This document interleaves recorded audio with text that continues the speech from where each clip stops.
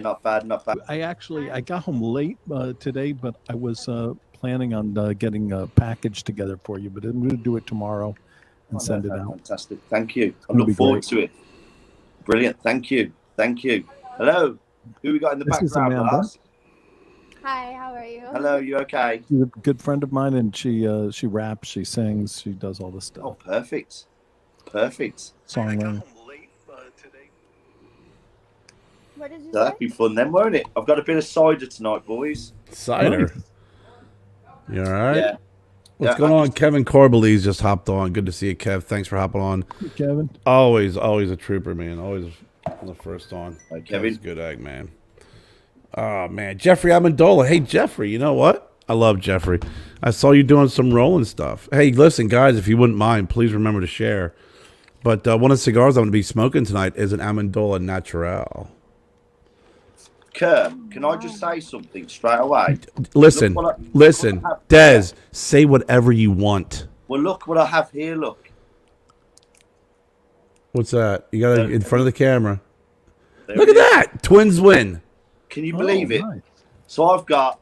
This is what I'm smoking tonight. So I've had this from Jeff. So I've got the old card.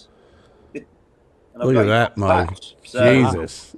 Yeah. Yeah, the patch is great. Put up that picture again. It looks like he should be holding like numbers underneath there. He's damn Jeffrey. That's a good good prison pick. Yes, That's Daryl. crazy. Lars is without a hat tonight. Me too. Yeah, because the headphones.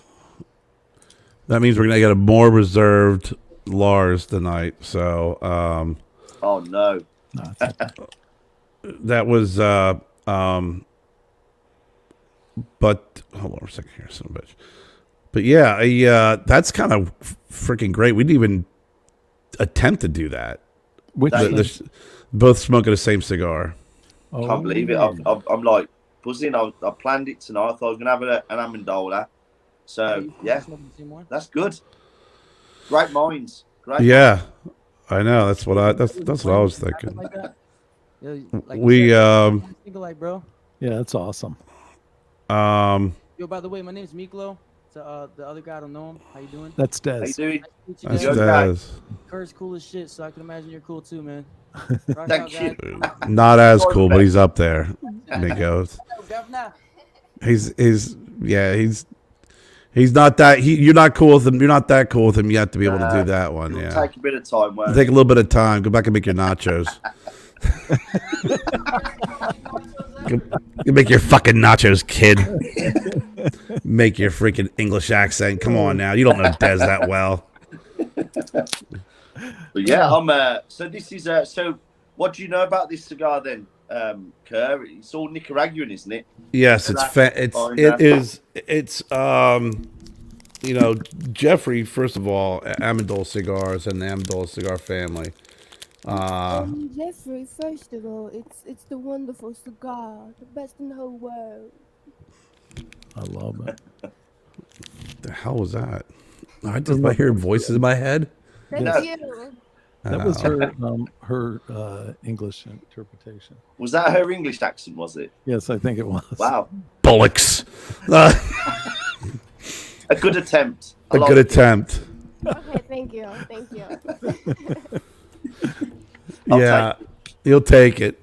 Now Amendola, he's actually at a rolling event right now. So Yeah, I've seen. I saw Yeah. him live, isn't he? Yeah. yeah, he's a great guy. So yeah, it's all Nicaraguan. It's made at the Aganorsa Leaf Factory. And the one thing that's really cool about the cigar is that Jeffrey he's a blender and a roller. So he and his partner Chris, they really worked hard over the last year. I mean, they busted their ass. Working with a couple new factories, working with tobacco, and just finding a great partner. And I've had him on the show a couple times. I've actually done live shows with Jeffrey. He's done some rolling, and he's got his core line that's made there is the Matoro, the Natural, and the Cremosa. And yeah. I got to tell you, the Cremosa is freaking. That cigar got me in trouble, but that cigar is I mean, It's a fantastic cigar. I mean, it has a white wrapper. There it is. Look. Yeah, it looks, it's creamy looking. It's got the name Cremosa, and then you smoke it, and then someone with a freaking pair of brass knuckles dipped in pepper just punches you right in the mouth.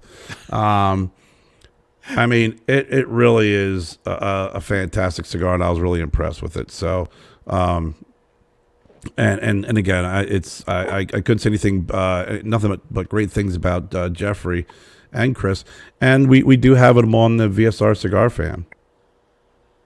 Yeah, I've been speaking to Jeffrey a lot of late. He's been really accommodating. He's been fantastic and sent me 3 of these, and I've had one already. I've had the which one did I have?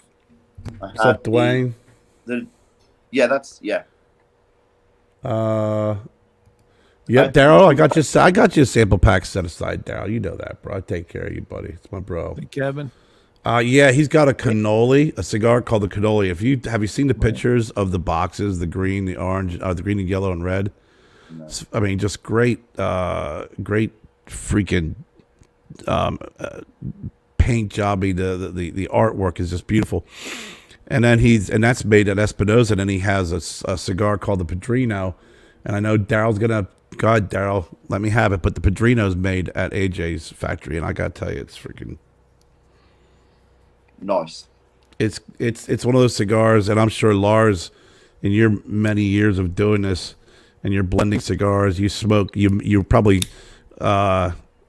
you probably sit down and you blend a cigar, and you let it sit, and then you smoke it, and as soon as you smoke it, you're like, man, this is a game changer. This is freaking something special and different.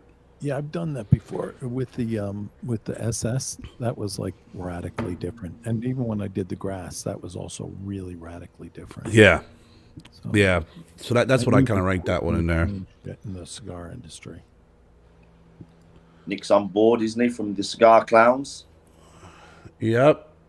Well, I'll tell you what. I'm gonna do our intro real quick, and we'll be right back with Lars. But hold on for a second here. Let me get Nick off here. Come on, Nick. Got to get you off from Cigar. Is that you said you're from Cigar Clowns? Yeah, that's it. Yeah. Oh, nice. Great. I'm seeing New York. The gun, grab the cannoli. Yeah, leave the gun, take the cannoli. That's, I'll tell you what. You definitely do that with this cigar.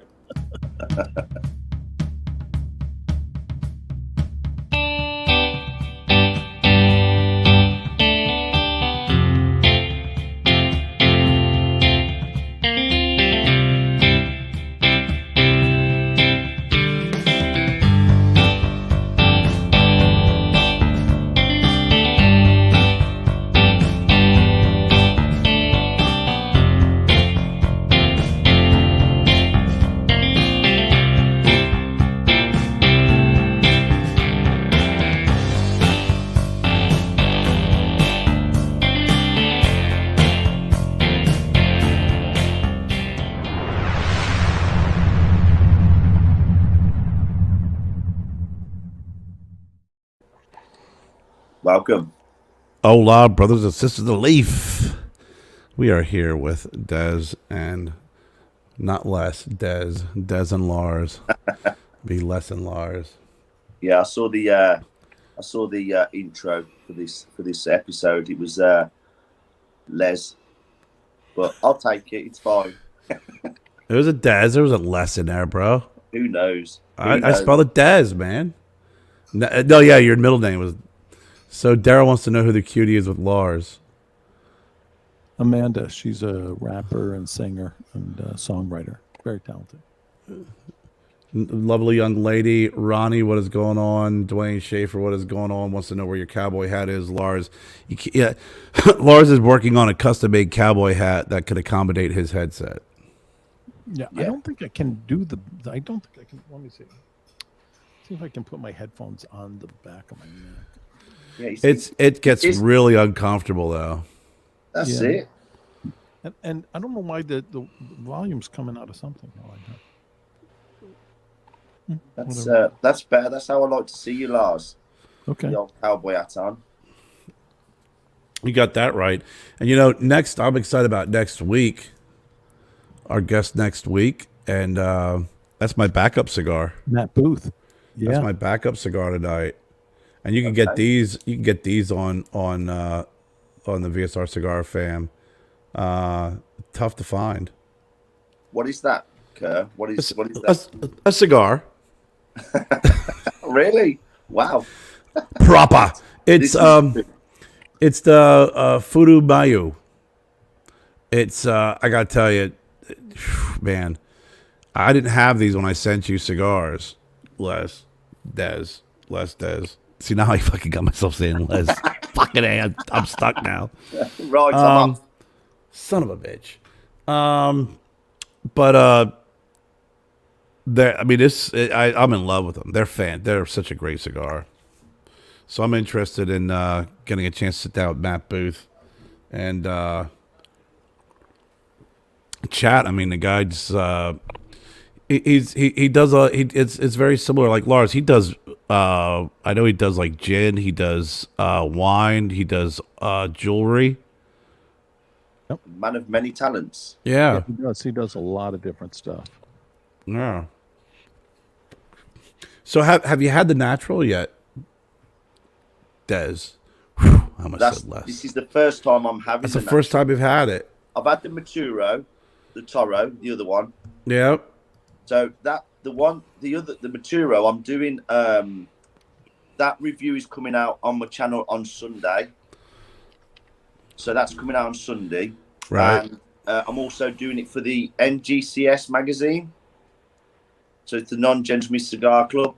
So Gotcha. I'm doing an article, a column on it, on that one as well. I'm doing the same. So, yeah, I had it today, believe it or not. So this is my second Amendola today. Very nice. Yeah, and the Toro was beautiful.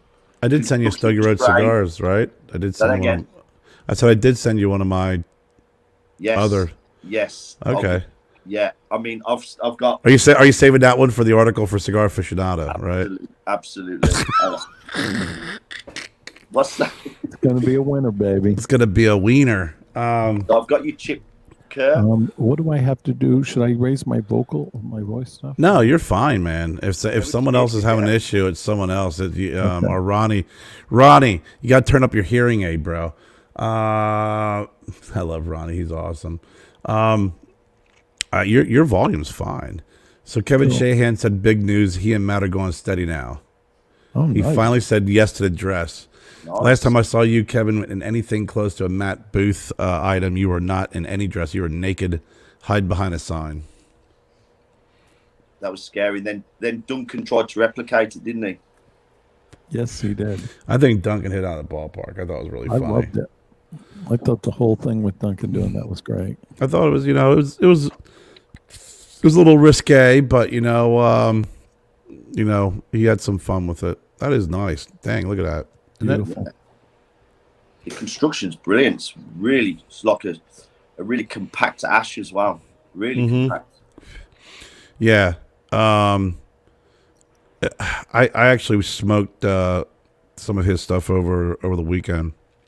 This week's been a very long, crazy week.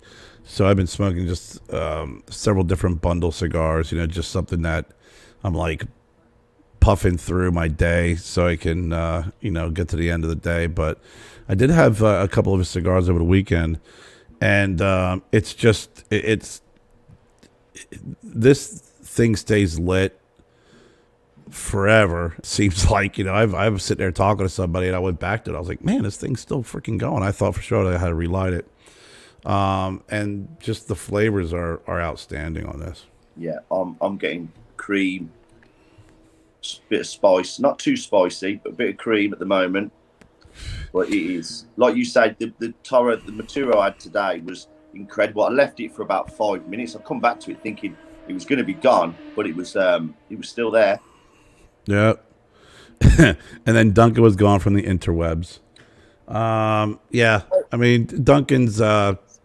he's focusing on some stuff, personal stuff, and I've known Duncan a long time. I love him. He's my buddy. So when he's when he wants to come back, he always can. He's always welcome. I mean, God, Yeah, Duncan's awesome. he is. Yeah, we miss Duncan. We've got a lot going on, Spanish. and he speaks Spanish too. That's always helpful. Always helpful. Lars, what are you smoking? I am smoking one of your sticks. I had taken the band off of it because I was walking outside. I just normally take the band off when I'm hanging out, but I'm smoking your stick that's like a semi box press. It's awesome. Stogie Road. I appreciate that. Now, see, Dez, you can't take the band off when you take the pictures, though. One thing I did notice though, Kerr, and I love bands, and on the back of the Natural and all of Amondola's, they've got the Italian flag on the back. I don't know if you have noticed that. Yeah. I love those little touches and things like that. There's a lot of, this is what people miss sometimes, the work that goes into some of these bands. Yeah. And they just avoid them completely. They just smoke a cigar and discard the band. And I'm like, the bands are amazing. There's loads of work that goes in them. Like yours, for example. I mean, it's just, I think sometimes it's wasted. Well, I think it's part, and I think, you know, when we talk about, like here in the States with them wanting to regulate cigars, on how different it is. It's really a lifestyle, and it's everything. It's everything from the people you're sharing cigars with and enjoying, you know, a good time, to the band. And when you think about, you know, they try and compare the like cigars and cigarettes. You know, cigarettes come in a pack and they're just cigarettes. Where a cigar, when you think about all of the money that's put into the presentation, from the boxes to the cigar bands, the storytelling. I mean, you know, Lars's boxes are, you know, it's a piece of artwork. I mean, it really is. You know, there's other cigar boxes they just keep very plain and basic, and they just look so classic with classic lines. And then you have these. What's up, Chris? Good to see you.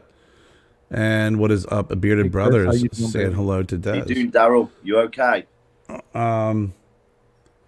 But Romeo, what's up, bro? But then the cigars tell a story, the bands, which is awesome, you know. And like you said, I mean, there's a lot of care and effort put into that. Yeah.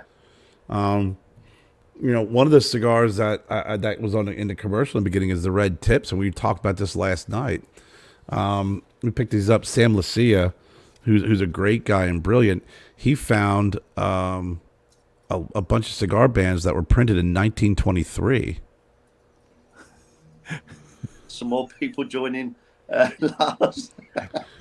Hello there. Why the hell can I get dancers in my background? Yeah, well, Shit.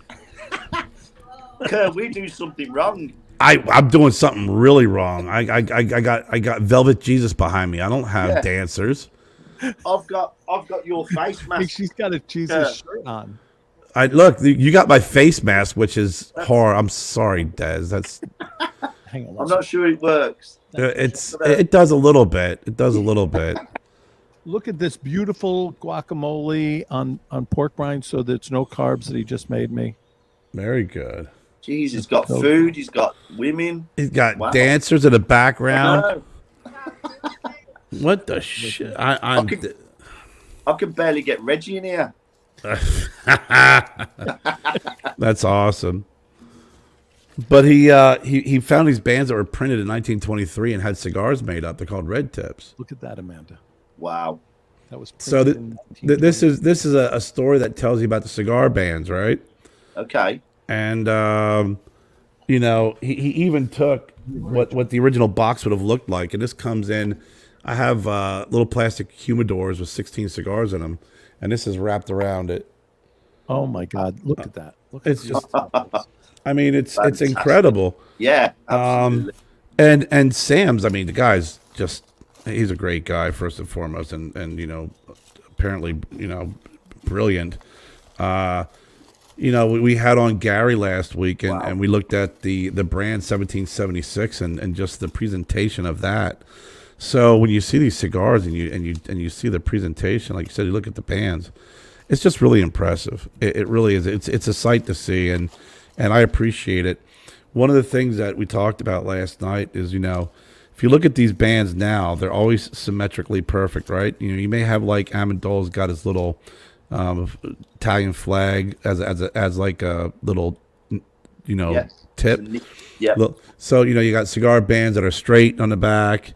You have some that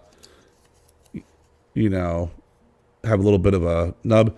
Yeah. This cigar band, this is the original. Oh wow! It has like a Really? thin end, and then it's fatter on Yeah. the other end. Isn't that cool? Wow, So- that would be great. That would be It's a lot of yeah. fun. Yeah, I think that's what the part is. It's fun, isn't it? Making these bands and coming up with your design. I can only imagine what that's like as yourself and obviously Lars coming up with the bands. It's important, isn't it? It's important. Lars has the best story on how he came up with his cigar band. Go on, Yeah. please tell me, because I'm yet to see these. I can't wait to receive that package, Lars. Yeah, you're going to have it, and then you'll see the bands. They're kind of wild bands. But let me say, so I never wanted bands on my cigars ever, and I was always telling my partners I didn't want bands on there. I didn't want to have that on the cigar. I wasn't really into it. I didn't want my name all over it. But they were like, you have to put your name on there. You got to make the cigar band. So my partner, who was well, anyways, I'll just say that. Someone. Yes. Well, it was my Yeah. partner / girlfriend. So she ended up at one point just being like, you have to make a band. And I was like, okay, fine, I'll do it. I was at the kitchen little island, where you're having breakfast. And I just took a napkin out of our napkin stuff. And I took a marker and I drew on it a ridiculous looking crown, completely lopsided. I put Lars Teton's, and underneath I put Fat PHAT cigars as a joke. She Yeah. took the napkin and had that made into a band. Wow, and you still got those bands, and Yes, we still have those. oh my god! So it's just like off the cuff, just Yep. there we and then. we don't usually even use okay, so my partnership now with Alec Bradley, we don't use those bands at all, but I still have some vintage ones from back in the day that are incredible. Yeah, Roman Craft makes a good cigar. They make a real good cigar. Yeah, I love that. Just doodling on a napkin, and next thing you know, that's your logo. Yeah, it's your brand. Yeah. 30, 40 years later. And that's I know still when your band we were, today, Lars? I was overthinking my cigar band? band. Sorry, so is that your band today? Is that still the same? Is that There's a bunch of different bands. You'll see there's a whole lot of different bands. But A lot of young Lars yeah, on the bands. sweet? I started doing this when I was 15. Yeah, I know. You've been in the game for a long, long time. I know. And my hat goes off to you. Obviously, it has gone off to you, but Yeah, 42 years. wow, that's incredible. It's incredible. I've been going since 2013, so I'm still in reality a novice. That's awesome. Amanda, I did tell- you smoke cigars? You never did, right? Just a little CBD. Yeah, it doesn't matter how long you've been doing. Like as long as you're, especially this cigar industry, however you want to say it. If you love it, man, I mean, that's the most important thing. Passionate about it. I absolutely. It's my voice. And especially the people that I've met throughout. So the Bearded Brothers. This is Daryl. He made me this look and sent me. Let me just put this down. He does woodworking look, so he made me a nice. That's beautiful. Wow. So it's Oh wow, he put less in there. Isn't that beautiful? That is incredible, man. Yeah. It's beautiful. it's the first proper. I've always had these, which I've never been a fan of these Yeah. glass ones. This is more personal, and I love what he's done, and I'm really happy that he's took the time out to make me something very special, and I love it. That's incredible. I gotta tell you, Kevin Shahan. Is that really someone's? That's a thing, Bearded Brothers. Yeah. Yeah. I love that. Now, Yeah. would me and Curb actually even be considered bearded brothers because we don't really have big beards. No. We wouldn't, right? He's a lovely guy, Daryl is, and you should get in touch with him. And he makes some incredible ashtrays. I mean, that's what he does. I think he's perfect. It's great. You'd be closer, Lars, because yours has a little bit of length to it. Mine's just scruff right now. I only have a little bit of length, and only in the very front. Mine just, it looks like, I could grow this, but, if I could shave right now and probably go sneeze and it would, I grow this like in a heartbeat. I don't know if I could grow that long beard. I think my beard would grow out like freaking horrendously the wrong way. I've been blessed. Mine sort of just goes straight down. I'm quite fortunate because I know the ones you're on about. They go out here, don't they? My brother was like that. My brother would grow a long beard during deer season when he'd go hunting, and his beard would just get big and full and just wavy.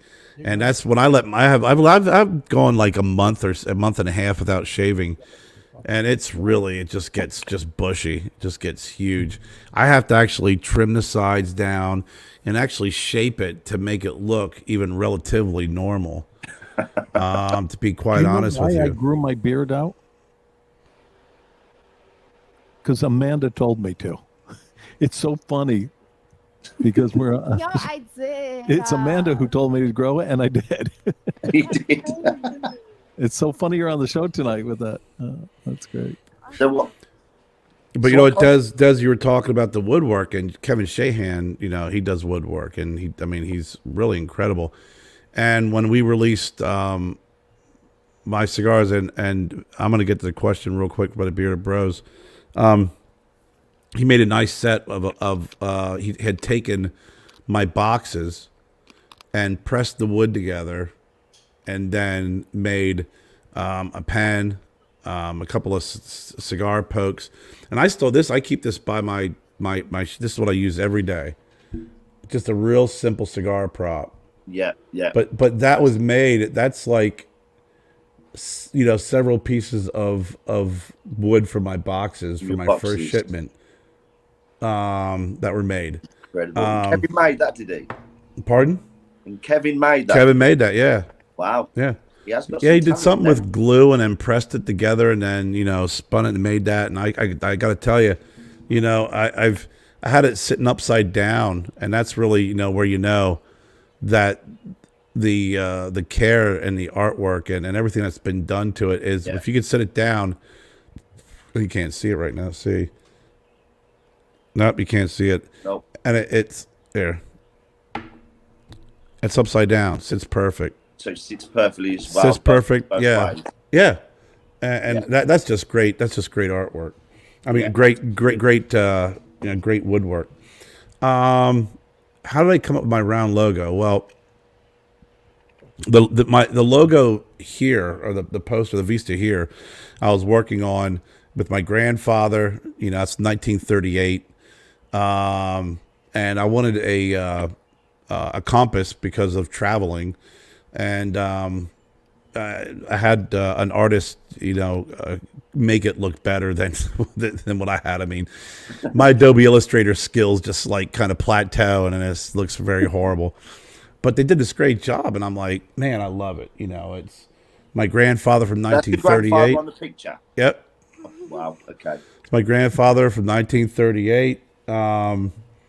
He's sitting on, I think, a 1937 DeSoto or something. And then the map behind it that it's on is a map of Greenville here where I live from 1938. So it kind of takes my history from the past, my up in Pennsylvania and currently, here in Greenville. And then I kind of went back and forth I was trying to make different logos, different types of cigar bands. And I had this in mind the whole time, but I tried everything else. So I finally just came back to it. And I found a size of this cigar band, this logo, which is basically the compass with a little bit of artistry to it. I got it to the size where this could fit anywhere from a 38 ring gauge to a 52. It's incredible. I do love because it can wrap around Lancero perfectly, but then I had a tab added on the back to extend it out, and it could fit a 52.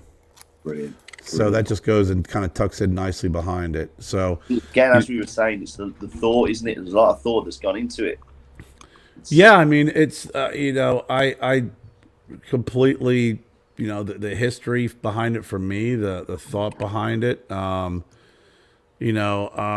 It's, some folks, I even look at what Lars' story, just doodling on a napkin. It's just, it's in the moment, right? Yeah, I mean, absolutely. That's a moment that, will always remain, kind of, a cornerstone of Lars and his cigars, is just making that band just on a napkin. It's a story, isn't it? It's a fantastic story. Yeah. And you still use that crown today, don't you, Lars? Yeah, that crown's in almost everything I do. Yeah. And you think of some people that go through paper and sketches and over again till they get it right, and it can take months and that. But that's just like a great story, because it's just like, well, just do that and it's done. And that's it. It's an amazing story. Most of my bands, also throughout the history of my bands, really were very quickly conceptualized. Even in this, in now the new partnership with Alan, with Alec Bradley, it was one of the head guys over there, Ralph, who's just a really amazing dude, who wanted to go back to the old school bands that I did and kind of mix it in with some modern style stuff. And it was, we did that, and I designed up the new bands, and they were really good.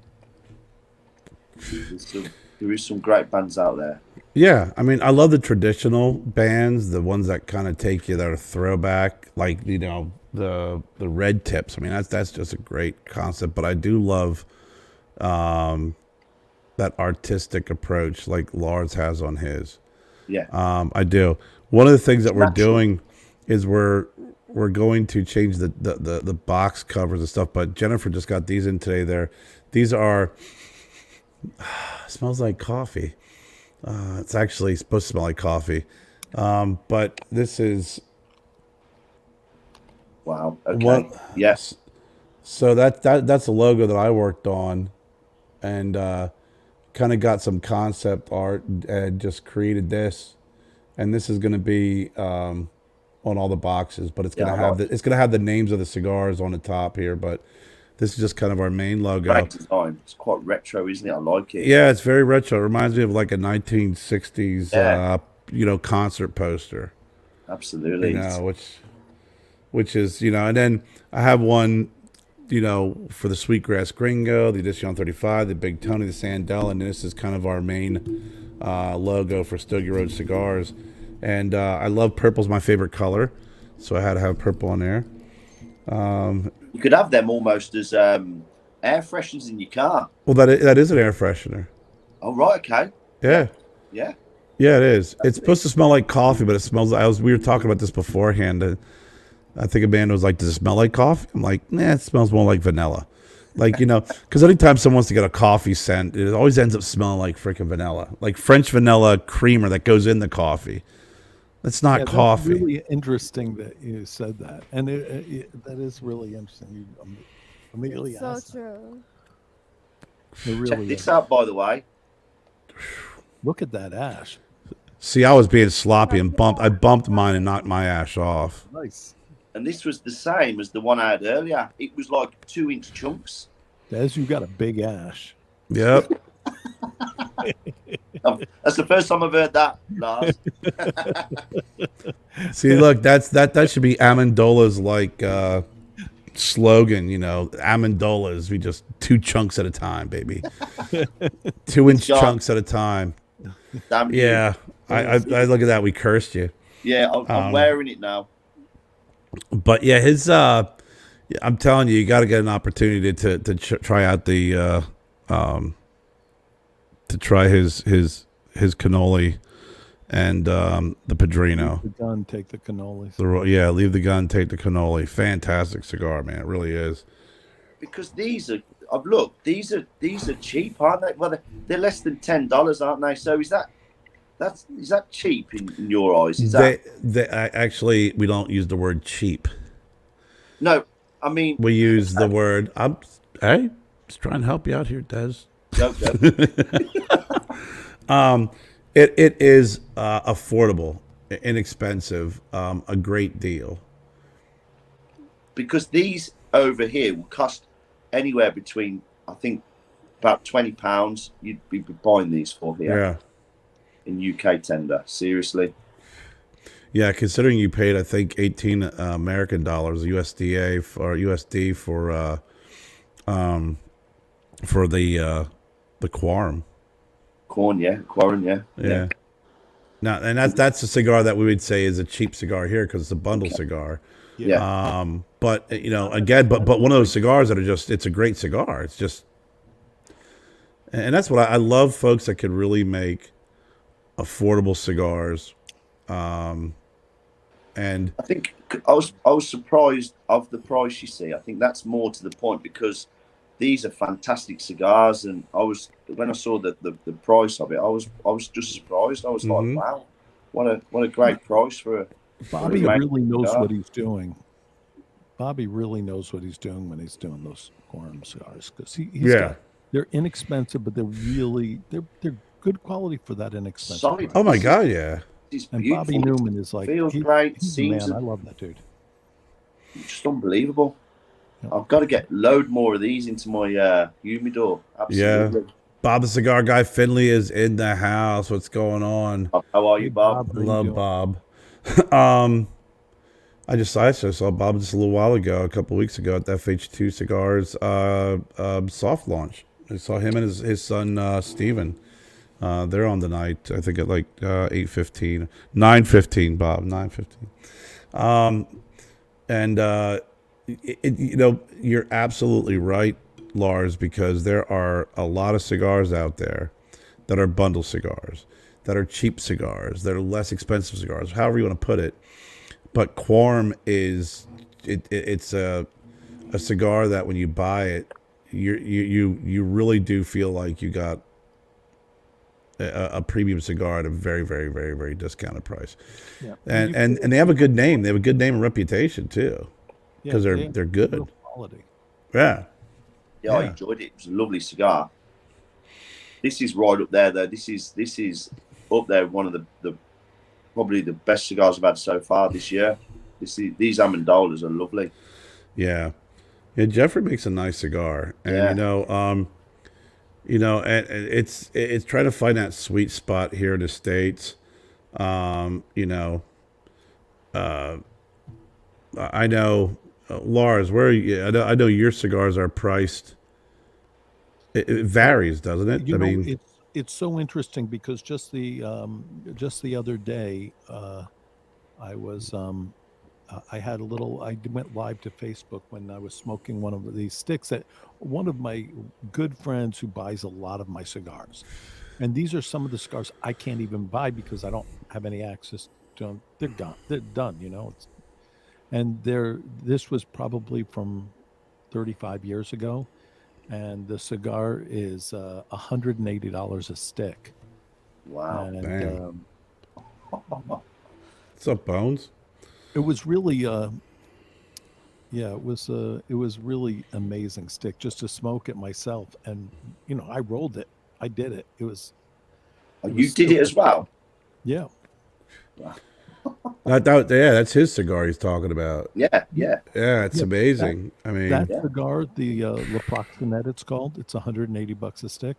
That La Proximette is amazing. It's just an amazing cigar, and it's like you sell that? I did sell it for years, but I'm out now. That is expensive as hell. I know. It's crazy. Yeah. Wow. But it was worth it. I didn't pay for it, but it was worth it, definitely. Absolutely. That's the best kind, right? Yep. Yeah. My buddy William got it for me. He bought it for me. No kidding. Bought your cigar for you. That's great. You rolled. So, Yeah, it's crazy. You know, that price point. You know, we talk about here. I mean, these a lot of cigar shops. It's the $8 to $10, $8 to $12. You know, American dollars is that price point. It's that a lot of folks want to stay in. Listen, all the cigars that I did at that high priced cigars, every single one of those I rolled myself. I didn't have other people rolling them for me. So, you know, that's incredible. Well, that's when you take a look at the labor of love, or you know, and the effort and the blending. I mean, you're doing everything like that, and hell, people will buy it, right? Yeah, absolutely, they love it. I mean, that's important. My fan base is more in the high end sticks than the other low end sticks. Right, and that's super expensive. And that's what is the fan base, because everybody who loves you, of course, they would want that. Yeah, you're right. But if and they that's didn't, it would be like, I'm not paying that price for you. Yeah, that would be Amanda. She wouldn't pay that price. right. It's also because she's really smart. She's not a very big fan then, apparently. But and that's my point. I mean, you know, you have your people have their fan bases. They have their diehards. You have folks that stay in certain price ranges. So there is something for everyone, and that's why, you know, the price range, like for my core line of cigars, is anywhere between, you know, $8 and $12. You know, probably settling right into that, you know, around $10 range. You know, on average. Yeah. But then the one that I sent you and the one that Lars is smoking, you know, it's like, okay, well, you know, I'd like to have a cigar that is, you know, a higher end cigar. I don't know what you're charging for this, but this is probably an easy $30 stick, easily $35. You would be not disappointed if you paid $30 or $35 for this. It's just awesome. Thank you. And that's where you get into, you know, working with the right people. Yeah. You know, working with the folks who know how to ferment properly, age tobacco, you know, get proper construction. And I got really, I'd say lucky. I was really blessed to be able to work with the folks on this cigar, because, you know, the tobacco, it's aged over 5 years. It's got a really great flavor profile to it. It's a slow burn. And I figure, you know, if you're going to spend, you know, $25 on a cigar, right? You're going to spend $19 on a cigar. You're going to spend $30 on a cigar. It's got to be something special that you're going to want to, you know, smoke, not every day, but it's going to be a special event cigar. And I wanted to have a cigar that was smoke this every single day. It's Lars has got money to burn. He's like, I'll buy it $30. Well, Care gave this to me for free, so it's awesome. But I would pay, honestly. It's a value of about a $30 or $35 cigar easily. You would feel fine at that price point. Look at that. There's my dad's on, the big Tony. How are you? What's going on, Paul? Tony. But yeah, I wanted to have a cigar that had my cigar band on it. That was going to be that special occasion cigar. You know, it's not going to be a cigar that's out all the time. It's not going to be a cigar in regular rotation. It's going to be short runs. Daryl named it. Daryl named the cigar. The Detour. And what is it, Daryl? I think it was called the Stogie Road Detour, a limited edition 2021. And there's only going to be so many available, and then we'll do something different and new in 2022. But, you know, I've always liked the idea of having that really high premium cigar that someone's going to keep in their humidor, and my band's going to be on it, and they're going to want to smoke it to celebrate. They're going to, for whatever reason, it's a wedding, a birth of a child, you know, beating cancer, you know, whatever the case may be that you're going to celebrate. To know that they're going to do that is always kind of, I've always liked that thought process. I always like to have that feeling. Yeah. It's a beautiful thought process. I'm a beautiful person sometimes, not all the time. It just depends. It depends on the day. Today I'm a little bit more beautiful than I was yesterday. I was really not beautiful yesterday. Wednesday is not a very beautiful day for me. Middle of the week.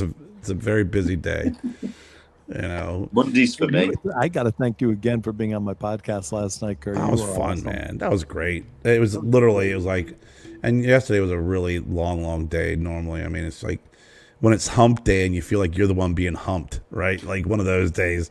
That's a terrible feeling. You know, so Terrible state. it's terrible. It's a horrible feeling. Funny. She's got a lot of character, she has, isn't she? Brilliant Yeah. sense of humour. Oh, you have to. Thank you. She's awesome. But yeah, we had a great time last night. I mean, we talked about cigars. We talked about aliens. We talked about UFOs. I saw it. I was watching it. Yeah. Oh, you would have loved. Oh my God, you would have loved I'm last upset. night's show. You We're would have talking loved. about shit that's going to make me stop eating fish, which I just didn't want to have to do. I love fish, so I was like, just don't say anything. I don't want to know. I was thinking last night when you was talking about it. There was always something. I can't think. They reckon that there's a planet inside the Earth, and it's Yes. like We were talking about the Hollow Earth. Yeah, Yes. Hollow Earth. We're feeling better. that's it. I was watching it last night, and it's interesting to hear what people's thoughts are about it all. It was great. I love the show. Yeah, Enjoyed it. like Thank you so much, a guys. whole different planet and world underneath the You heard about that? underneath the Earth. Yeah. I believe it. Yeah. though. Yeah. Yep, the Admiral Byrd. It's a really listen. I think The don't Rock know visited there, didn't he? And if journeyed not to the center of the exist or Earth. anything like that. But Admiral Byrd, it's really complexing because whatever the word is. I'm not a gynecologist, but it's very perplexing. That's the word, perplexing. When you listen to what his interviews on his press junket after he came back from Antarctica, and he talked about all the mining they're going to be doing and the energy they're going to get from natural resources, and that there was a whole mother Earth inside the Earth. It's weird. Yes. And there were dinosaurs and all that kind of stuff. Yeah, He is not lying though. Like it's still true. That's And that was- exactly what's gonna happen to you. Land of the Lost. Chris is an interesting How- guy. So who's he then? So what's he in relation to you guys? He seemed like a real switched on guy. Chris, yeah, he was a real nice guy. Yeah. Your but last night, Lars, Chris, he's how do you know Chris? Because when I started talking, he lives in the Reading area, so we kind of had that connection because I lived in Reading for a few years. Yeah, I've known Chris for years. We're good friends. He comes and I teach him a Chinese internal art called Qigong, and he's a good student, and he's like a good. You're a kid, man and- of many talents, Lars. I'm getting that. Yeah, I do a lot of different stuff. Yeah. And the other kid who you just saw over here, came over there, Miklo. He's going to. He go was on pro last in night as well, boxing. wasn't he? Yep. Yes, he's he gonna go was. pro in boxing in about a year and a half from right now. What's he doing? Boxing? Yeah, he's going to be a professional boxer. He's also a singer, but he's going to be a professional boxer. Wow. Wow. Yep. I He's did doing- boxing for about 2 years. But I wanted to try and keep something decent, so I decided. Right. Yeah, that was probably a good idea. Boxing probably is one of the things that I am. That's one of the better things that I am at. I'm passionate about boxing. I love boxing. I watched the fight last week, Canelo versus Billy Joe. You know, I'm an avid fan. I love the sport. Do you like MMA? Love it. Not really. Not really. It's okay, but I prefer the gentlemanly part of boxing. It's just stand up. I never watch MMA, but I love No. doing it. I've been doing MMA since I was Oh, young. have you? My mom used to train MMA guys, and she was like, she was super good martial artist, and Yes, Kevin. Yes, Kevin, Lars is the goddamn world champion of everything, Des. Just world champion of art. Kevin, No. he was going to write that underneath there, but I'm the best goddamn world champion of Yes. everything. Just didn't fit. Too many characters. Too many. Yeah. When I do seasonings stuff, I have this huge banner above me, and it's world champion of gourmet. It's just retarded. Yeah, Lars, you can see you at the UFC. Look. That's Bones. Yep. Bones can see in the UFC. Now, Bones, can you see him fighting in the UFC, or can you see him in the crowd watching UFC? Is that? I mean, I want to. That's a big Want to difference. put? There's a big difference. I could definitely see Lars watching. Yeah, definitely. That's like me. I can see me at a UFC fight, standing in line for a beer, get ready to go to my seat. Yeah, absolutely. You know. It's about as close as I'd get as well. Absolutely. And every time someone starts talking about boxing, white guys got to bring up Rocky Marciano. Rocky Marciano. George Lewis is 157 when Rocky Marciano Oh my beat him. god, that was funny. Oh my god, that is great. Yeah, I've never boxed. I don't know. It's wasn't a thing Yeah, in our area. it's one of those things. I've got a friend he went to a really high level. He's a good friend of mine. We played golf together, and he boxed in the army. Right. Basically, he was a regular in the army, but then because they saw he was so good at boxing, they took him out of what they'd have to normally wear and put him in a tracksuit. So he was just boxing between like the paras, he was going all over the country just boxing, and he won everything. He was just incredible. Really. Really good guy, but he never quite made it as a professional. And then they said, we can make you a professional, but you'd be more of a journeyman. So it'd be more cannon fodder. So he would be going up against, because he was getting a bit older. They said they were just going to use him against like up and coming fighters. Mm-hmm. And he said, I'm not doing that. I wouldn't. He didn't want to be a No. part of it. That's But brutal then. He's Do a you really remember good that guy. song, "Wishing Well"? Do do do do, wishing well, kissing tell. Da, da, da, Remember that da, song? Butterfly dreams. I can't remember the lyrics. Right. Do you remember that song? Mm-hmm. Oh, Terrence No. Trent D'Arby, wasn't it? Terrence Trent D'Arby. Yep. oh yes, Terrence I Trent know. D'Arby. Wishing well. Yeah, I know. Yeah, yeah. That guy was the all-military I'd champion. like He to- was in the Marines. He was a boxer in the Marines and was the all-American military champion of boxing. That's what my friend was in the UK. He was the Wow. Yeah. And you speak to him though, Lars, and he's the most. You would never think it. He's such a great guy. He's bubbly, and he's like. But I know what he's like because I've sparred with him a couple of times. But I know that if it was to get real, I'd be. I'd last week that be done. But he's such, and that's what I like about boxing. He's like a real gentlemanly sport. Whereas MMA, I'm not sure it's really too much for me. It was like I like to stand and see what I'm seeing, whereas you just don't know where it's going to come from with MMA. It's from everywhere, isn't it? Every angle, kicks, grappling. Kicks, jumps, jumping off the junking. I've seen the guys go off the cage and jump and punch. Forget I it. had my Forget arm it. in a sling because I had a shoulder replacement. Yes. And I was talking to this guy. He's much taller than me, much bigger, and he's a martial artist. And we were talking about,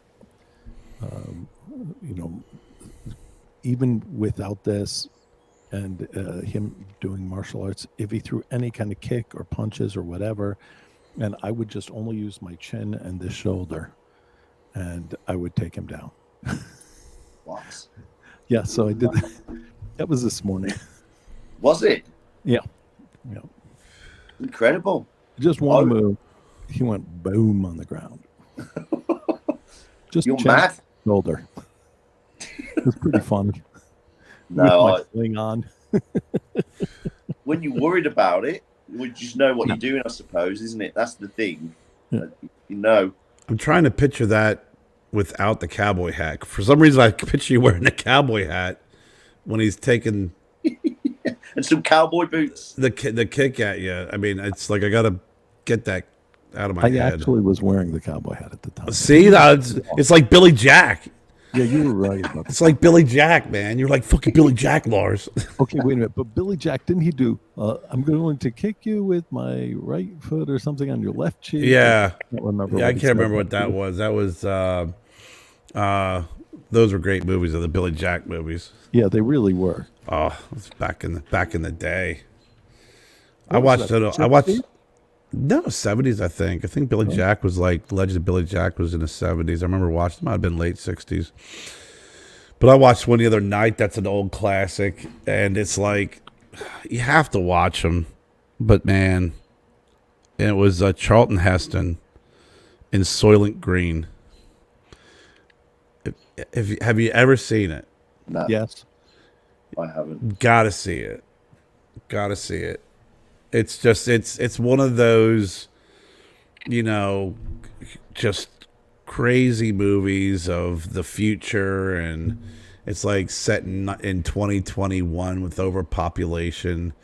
This is made like in the 60s or 70s, and it's just one of those crazy movies where they have everybody's eating Soylent Green, and they're making Soylent Green out of people to reduce the population. And that's with Charles Heston in it, yeah? Yeah. Soylent Green is people. Yeah. I've got to watch this then.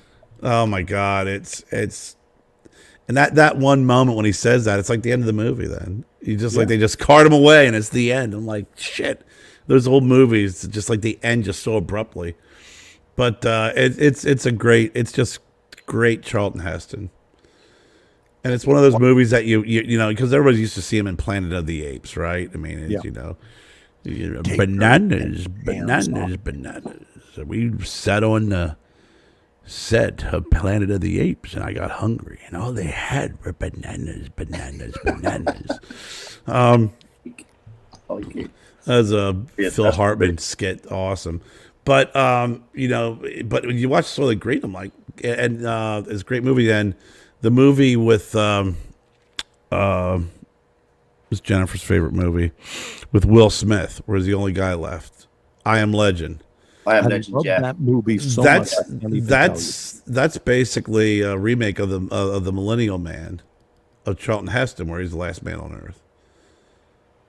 So I mean, it's Omega Man. That's it. Thanks, Bones. Thank you, Omega Man, not Millennium Man. It's Omega Man. But yeah, I love those old 70s cheesy movies. Rollerblade with James Caan. Oh my God, that was good. See, one of my favourite films, and you'll be surprised by it, you probably would never have heard, you probably will, I hope you do. It was Sean Connery. It's called The Hill. The what? The Hill. The Hilt? The Hill. Hill. Okay. I can't find it now. I've watched it, but you can't get it for some reason. He's in the army, and basically part of the punishment was they had to keep running up this hill. And it's just, it sounds boring, but it's an incredible film. I haven't sold it, have I? Well, Great the way you just said it. you had me at Sean Connery, and said he's in the army. And he just got to run up this hill. Yeah, it was great. Yeah, and that's it. So you need to watch it. Well, I won't watch it. It's that goddamn hill I got to go up. I got halfway up and I fall down. What do I do next? Shay. Oh my God! I gotta look that up because I do like Sean Connery. I mean, who doesn't like Sean Connery? It's called The Hill. It's worth a watch. Yeah, I haven't it is. sold it, It's the guy with but the British it's accent, worth right? a watch. My grandma loves that guy. Yeah. I love Sean Connery. She He was finds my him favorite sexy. of the. Do you guys think? Okay, so I like the current James Bond the best, but my second- Daniel Craig's freaking pretty damn good, man. when I couldn't even imagine him being James Bond, and then when I saw him on the first one, I was like, I can't imagine anyone else being James Bond. Yes. Yeah. He's No. just so brilliant. I had the same thought process as you. I thought, because some of the films he'd done before that, and then when they said he was going to be the next Bond, I was like, is that going to work? But yeah, he absolutely nailed it, didn't he? He was incredible. Amazing. And I always thought Pierce Brosnan, before he became James Bond, was going to be the best. But when he did do James Bond, I was just like, nah, Sean Connery's better. Yeah, absolutely. I did like him though. Pierce Brosnan was really good. I thought he's just a great actor. You know who was supposed to be James Bond? Who? An English actor, and the black guy. He's amazing. Yeah, he was supposed to be James Bond. He turned it down. I love that guy. What, Idris Elba? Yes, Idris Elba. Yes, I love him. He is great, and I would love to see him as Bond. Oh my God! I think he would have been a great James Bond. Bond. But I'm saying back in the day, like before Sean Connery. No, I don't know. Oliver Reed. Was Really? he? Wow. Oliver Reed was initially supposed to be the James Bond, but Oliver Reed had a reputation. He liked to drink, didn't he? He liked to drink and fight, and he actually got in a fight and got a bad cut on his face and required a bunch of stitches, and they said, no, thank you. Yeah. He died filming Gladiator.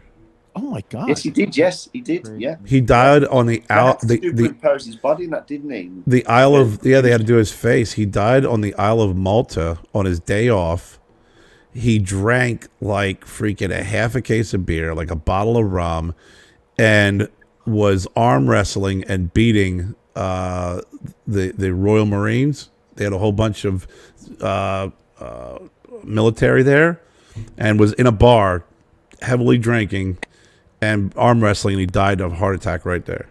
Oh my God! Yeah, I remember him dying during the process of making the film. Yeah. Yeah, he died on his day off. But if you ever look it up and read what he drank that day, it's ridiculous.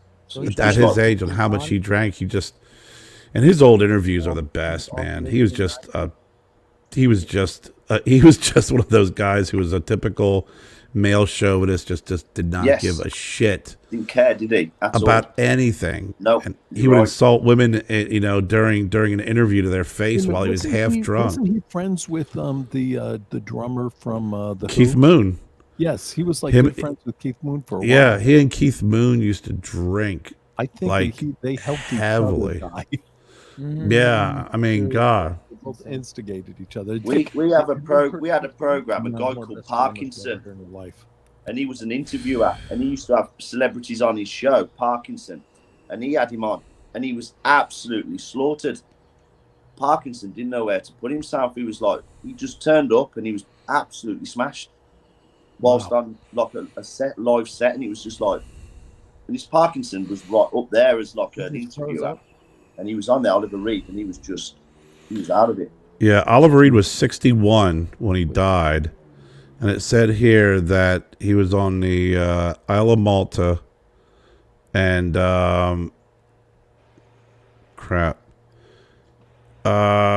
he drank 8 pints of German lager, a dozen shots of rum, a half a bottle of whiskey, and some Hennessy, some shots of Hennessy. Oh my God! And was in a drinking match with sailors who were on shore from the HMS Cumberland at a local pub.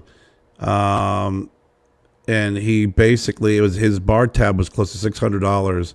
And he, after beating 5 younger Royal Navy sailors in arm wrestling, he collapsed and died of a heart attack. Wow. What a way to go, though. Good way to go, isn't it? I mean, if you know his life history and stuff, you're not surprised he went that way, right? Yeah, absolutely. I mean, for crying out loud, I mean, the guy was just... There's stories about him and Keith Moon drinking, and they said he was known for his drinking, but I guess he and Keith Moon were drinking so much that he passed out, and Keith Moon stepped over him. He's like, "Well, I guess it's time for me to go out and have some drinks." Went out down to the pub and drank the rest of the night. Oh my God! Oh yeah, that's a story that is. Well, Keith Moon passed out in the middle of a Who concert because he took a horse tranquilizer. Oh my God! Right, and he passed out twice on the drum sets, and after the second time, they took him off, and they actually were like, "Hey, anybody in the crowd know how to play drums?" And a 19-year-old kid came on stage and finished the concert playing drums for the Who. Oh my God! And then they said the next day they were in the hospital, and they had he was like this horse tranquilizer was gave temporary paralysis, so they had to push him around in a wheelchair for a day. I'm just like, that's a great story. Oh my God. We have a footballer. He's Irish, George Best, and he was much the same. He just drank himself to death in the end. Probably the most talented footballer you'd ever know. That name sounds familiar. I don't know why. He was just phenomenal. He played for Manchester United. He was a legend. He was like one of these pin-ups, the first real pin-up, and he was phenomenal. And he just drank himself to death in the end. Ridiculous. That's amazing. Well, that's the thing when you see these incredibly talented people that end up dying from either drugs or alcohol or something. Yeah, absolutely. Go for it. Why do you think like? Do you think like there's something that not has access, but like that there's something that specifically targets people that are talented, that have gifts, or that have things like that? I'm not even gonna say regular people because I guess everybody has them, but most people never become aware of the fact that, you know, they're here and they're supposed to be doing bigger things because they get so caught up in the drugs and shit. Like who the fuck, like, excuse my French, but who the fuck like did that? Like, oh my god, yo, I just sat here and I just like wrote down I'm gonna do a fucking crazy devised plot that like fucking over time destroys people that are actually here to keep it going. Yeah. Like, it's a strange phenomenon. How many? The 27 Club, right, Kerr? Yeah, a lot of it 27. I think what you're asking is, you know, what drives people to kind of be self-destructive. Yes. I mean, I think it's part to do with how talented they are, and they don't realise. I think some of these. We have a footballer. He was an English footballer called Paul Gascoigne, and he was an incredible footballer as well. And I think he reached his pinnacle. He was world class, but then when he stopped playing football, his mind just went, and he just dipped to mental health.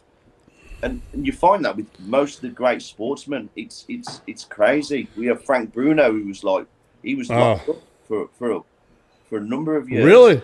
Yeah, Frank Bruno. They said he built a boxing ring in his garden. Yeah.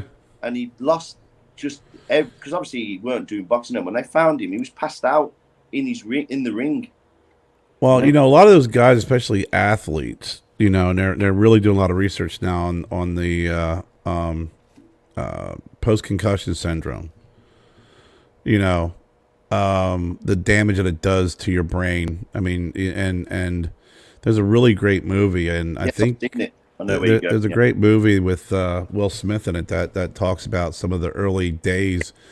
I think one of the guys from the Steelers killed himself, and then same thing with the Raiders, and it kind of built up to this, you know, real problem. Even Junior Seau, when he killed himself, he shot himself in the chest and left a note so they could actually do research on his brain to see what impact that these concussions, these post-concussions have. Even something like Lou Gehrig's disease, you know, which is a horrible disease, terrible. So are you saying that brain damage causes suicidal and self-destruction? Yes. Well, I mean, it's all relative to the type of brain damage, I believe. I just think that when you're looking at these athletes, the one thing that they see in them is that they, you know, have increased anger, rage, loss of control, hopelessness. I mean, you know, anytime you have, you know, any type of issues neurologically, and it leads to depression and, you know, all the things I just mentioned, you feel like there's no way out. And sometimes, you know, these people make the worst decision at the most desperate moment because that's the only option they have. But, you know, talk about Lou Gehrig's disease. That's another thing that they're trying to attribute, and they're looking at, and they've done studies on, you know, head injuries and impact, the release of proteins, you know, and the things that actually cause the the myelin sheath, the fatty protective layer around nerves, to just get stripped down, and you start to see just the physical decline, where the mental is still intact. Your brain's still intact with that disease state. So, I think when you come to artists and anybody who's in that realm, especially a lot of it's maturity, but some folks are just, they're so crazy and they're just out there that's they self-medicate. A lot of folks self-medicate. You've been reading a lot about that, especially when you have manic episodes. Some people just have an addictive personality, and they're enjoying themselves. They're a rock star. They're doing great, or they're a sports star, and they get into a lifestyle where you got money and people are throwing drugs and alcohol at you. You just get addicted to it. I mean, there's multiple and various reasons why some of these folks get into the predicaments that they're in. It was like Heath Ledger with his story, the way he at the Dark Knight. They said he was just always in character. Yeah, his method acting just got the best of him. I mean, people were worried about him on set, saying he was constantly in character. He'd do his own makeup. And he said it was constant. He was always in that character. And they said it got quite concerning. You think that's what killed him? Being stuck in that character? I don't think he killed. I think he was addicted to it, but I think it was his personality. And I think it drove him to it in a certain way because he just got so involved in it. He did that with a bunch of characters. I know he talked about that one being the hardest, because I think when he first got the role, I think he locked himself in a room for 2 weeks straight by himself and a camera and whatever. I mean, you read all these different stories of all these things these guys do in order to get in the mindset of the roles that they're playing. Don't you just wish you could ask them yourself? Well, I mean, it's I think trying to get a straight answer from some of these guys is just difficult, because they're just on a different level. Yeah, actually, Kerr, I think you're right. I don't think that they know why they do it. They just do it. I mean, it's one of those things they just it's probably second nature to them. Yep, I'm literally. I told them right from the beginning, I want you to get as little brain damage as possible. So I want you to fight as little fights as you can, and I want you to end it within the first or second round, overwhelming the person. But I don't want you to be in there where you're getting your head hit and trading off on punches. That's just craziness, because you want as little brain damage as possible. So win as many fights as quickly as possible, and then move forward. Yeah, that's crazy. Everything we're talking about. I don't really want to get off topic, but maybe 2 years ago, I do a lot of music. You can look me up if you want. And again, I don't do music because I'm the shit or anything. I'm very humble. But I did a lot of things for the community activism, stopping the violence, stuff like that. I did songs like that. I was on the news. Long story short, I was doing a lot of positive shit, right? And maybe about 2 years ago on Thanksgiving night, I went to the bar because I was stressed out. So I went to go have a beer, and then I left from there, and there was these 3 guys asking me for a cigarette. Go to pull out my cigarettes, and I get pistol whipped. And when I get pistol whipped, my first reaction, I was just really pissed off, stressed. So I start fighting. And I guess I had a concussion, long story short. I was fighting or whatever. I ended up going to the hospital afterwards, and I was stabbed up. I had a concussion. And now I think about it, because there was a time where recently I've just gotten out of it. And I'm really grateful, to meet Lars and shit like that. He's been helping me and teaching me things, how to channel my anger, different things like that. But concussions, and then I got a concussion, and I went from stopping the violence and fucking going to the gym all the time and all that shit to just brokenhearted and angry and rage, and I was doing drugs and stuff, but I'm better now, and I feel way better than I ever felt, and I'm doing boxing again, because I used to do boxing as a kid. I'm pursuing my music on a serious type of level, you know what I mean, because I understand to overstand that there's levels to this shit. But I'm very grateful to meet Lars, and it's a pleasure to, talk to other great-minded people like him. And, right now I'm stupid as shit, but that's the whole point, and it's a pleasure, Yeah, these guys are smart dudes right here. I think sometimes you need some guidance, someone to just put their arm around you and just say, right, this is where we need to move, because you do that before it's too late. And I had a very good friend, and he passed away in 2014. He was my closest friend. Now he took his own life because all he wanted to do was sleep, because he suffered eventually with sleep deprivation.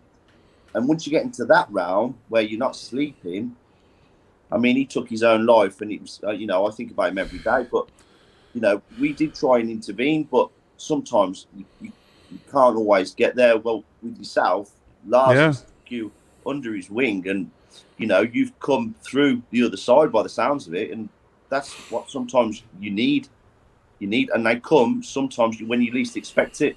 And I think it's great what Lars is doing with you. He's getting you on the right path by the sounds of it. I write a lot of quotes and shit, but I said something. I said, "Help me, help you, help us all."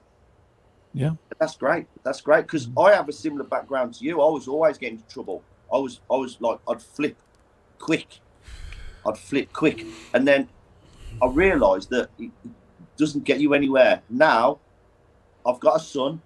That's changed me. I just had a son 3 weeks ago. And I kind of now, I just turn a blind eye to it. I don't get involved. Just let them get on with it. And I've changed completely. Kids are amazing, right? You eat a lot of shit sandwiches when you have kids. You just do. I used to see people. I'm like, you know what, man? I have kids. You should be sending them, a birthday card every year, because if it wasn't for them, I probably would have snapped on you. Just send them a birthday gift, please. Yeah. I mean, Teddy has saved me big time. Yeah. Oh, you're right about that. I mean, it's science fiction movie. And it is tragic when you see these things, and some people, I think there are some folks who just have that natural propensity, for addiction. Some have the personality, some, unfortunately, you end up seeing a lot of self-medication. They're either trying to forget something, or they're trying to, suppress, if it's a bipolar disorder or some sort of manic depression. It's constantly medicating. If you're down, it's something to bring you up. If you're amped up, it's something to bring you down. And it's that constant seesaw. Kerr, do you think that it's possible to have an addictive personality, whether it's to sex, marijuana, whatever it is, you know what I mean, and be able to alter that? Because you're always going to he was born with that addictive personality, but make healthier, positive things your addictions, Oh, yeah, there's lots of people who do that. There's some folks I knew that were, alcoholics or whatever, and their new addiction is working out or running. It's trying to take a healthy approach towards the addiction, finding something else that you still get that high, that the release of those endorphins. I mean, it's there's definitely substitutes, if you will. But it's it's the same thing. I mean, that's a proven fact. I mean, they've done studies, or if they take depressed people and you put them on an antidepressant, and then you have another group who exercises, and you have a group that's on an antidepressant and exercises, you'll see all groups improve, but the group that actually exercises and takes antidepressants have the best recovery. They actually have the lowest rate of rebound depression, and they have a quicker and a sustainable results. That's just your body's natural, like I said, release of those endorphins and the chemicals, and it's the imbalances, isn't it? That's the problem. It's the imbalance in the brain. It plateaus like this, but it's trying to get that level, isn't it? It always does. It sometimes helps, and it takes the body about 2 weeks to kind of recover. That's why they call them situational depression. Like if you go through a tragic event, your serotonins and different levels will drop, and normally your body takes about 2 weeks, sometimes a little bit longer, to reach that balance. Where folks who have that chronic issue, their body never reaches that balance. It never does. So you need something to help you regain that balance. Do you think it's possible for anyone to reach that balance, or is it just a specific few, like among it's everybody. In itself, and it doesn't matter by race or color. It's just like specific people are just born with the balance, and it's up to them to find that balance. But everyone else is like they need to be taught it, as in like obviously you don't wake up the next day and you're fucking James Bond or fucking Steve Jobs, but like you wake up one day and you realize, oh shit, wait, everyone around me is like a little off, and I'm like, not that I'm better, but it's like, yo, I get it. So it's like now I have to figure out to get it. You know what I mean? Not everyone has that, right? But some do, but then others need to like literally hold their hand or say it through the song or the TV, like, or through a fucking boxing match or anything, or through a podcast. Well, that's different. That's the difference between having, a chemical imbalance and just being, either street smart, book smart, or, having common sense, or that's a completely different story in my opinion. I just think that, some people are just, you're born a certain way, and sometimes you just have, the wiring is just not there, or whatever the case may be. What's up, Ken Pippin, my buddy Ken, from college? What a great guy. And then there's also I'm all the above. You are all the above, Kev or Ken. Ken's great, man. He was Ken and I lived together for a period of time in college too. He's a funny dude. I just think that some folks, you have it. Some folks, maybe a situation, that they've been through, can cause it. Obviously, drug and alcohol can induce it. Trauma can induce it, whether it's concussions from playing sports or even a car accident. But at the end of the day, I think the one part that's missing that everybody misses is you just can't take a pill and be done with it. I think the therapy part of things is really missed when it comes to really truly getting to the root of what the issue is. You can take a pill and it may help you, but you're always going to have that issue. It's just basically like putting a Band-Aid on a broken leg, or what they do when you come in the emergency room. What do? They stabilize you, and then they move you to a section of where you either need surgery, your leg needs to be set, or something needs to be done. It's just emergency care. And even stuff like, we talk about it, but it's very true. The Cigar Lounge, what we're doing tonight, some folks, this is their therapy. This is what calms them down. Drink a cigar, drink a beer, have a cigar, drink some water, drink a coffee, whatever you like to pair with your cigar. Drink that, smoke a cigar, hang out and talk to your friends. And this is my voice. This is what balances me out. I'll have a cigar. When you invite me on, I love this because it makes me, it resets me a little bit. That's what it does.